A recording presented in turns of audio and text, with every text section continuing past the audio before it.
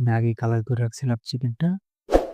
আর নিয়েছি chilli sauce, নিয়েছি chilli ketchup, oyster sauce. আমি অল্প কিছু ইনগ্রিডিয়েন্টস দিয়ে দেখাবো কিভাবে চিকেন চিলি সস বানানো হয় এবং জাপানিজ ট্র্যাডিশন। ছোট ছোট করে আমি চিকেনটা কেটে নেব। আমি কেটে চিকেনটা আমি এইভাবে কাটলাম, সুন্দর করে স্লাইস করে নেব।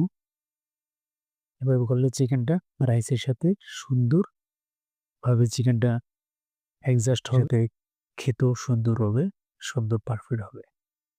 তেল দিয়ে নিচ্ছি ফ্রাই প্যানে। তেলটা আমার একটু গরম হইলেই চিকেনগুলো আমি এখানে ছেড়ে দেবো। তেলটা আমার গরম হয়েছে, চিকেনটা আমি ছেড়ে দিচ্ছি।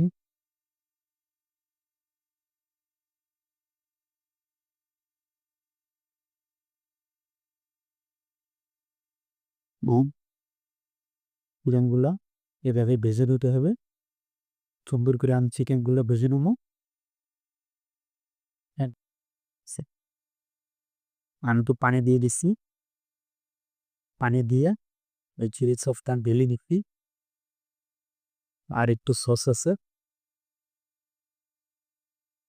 দেখেন দেখাচ্ছে এটি ইয়ামি।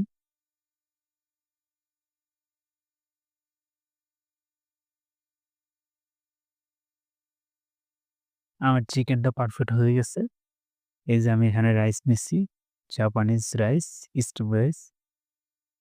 আমি রাইসের মধ্যে আমার চিকেনটা এখানে এই যে আমার চিকেন আমি সুন্দর করে রাইসের উপরে সাজিয়ে দেবো চিকেনটা।